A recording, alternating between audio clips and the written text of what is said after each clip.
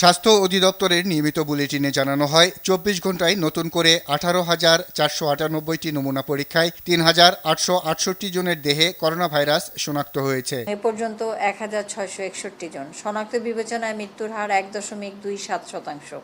২৪ ঘন্টায় আরও ১,৬৩৮ জন সহ সুস্থ হয়েছেন ৫৩,১৩৩ জন। শারীরিক দূরত্ব না মেনে লাইনে দাঁড়াতে হচ্ছে। অনেকে আবার রিপোর্ট পেতে কয়েকদিন লেগে যাওয়ার অভিযোগ করেন। এর আগে করছে এখানে, তখন এখানকার রিপোর্টটা পাইনি, মানে মেসেজ যাওয়ার কথা যায়নি। মঙ্গলবার দিন না, মঙ্গল বুধ বৃহস্পতিবার শুক্রবার 4 দিন ধরে আমি মেসেজ পাই না।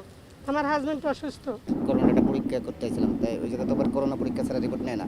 আর এই জায়গায় যে করাইছে এই জায়গা থেকে রিপোর্টটা দেয় না, মেসেজ দেয়। মেসেজ তো আবার বঙ্গবন্ধু মেডিকেলে গ্রহণ করেন। হাসপাতালের পরিচালক দাবি করেন নির্ধারিত সময়েই তারা রিপোর্ট দিচ্ছেন, তবে জনবলের সংকট থাকায় অনেক সময় কিছু সমস্যা হচ্ছে। যে জনবল ছিল নন কোভিড হসপিটালে, ওই জনবল দিয়ে কোভিড হসপিটালের সার্ভিস দিতে গেলে আমাদের জনবল আরও লাগবে। নারায়ণগঞ্জের কয়েকটি হাসপাতালে ঘুরে ভর্তি করাতে না পেরে এই রোগীকে মুগদা হাসপাতালে আনা হয়, কিন্তু অ্যাম্বুলেন্সেই অক্সিজেন লাগানো অবস্থায় মুখ দিয়ে রক্ত আসে তার।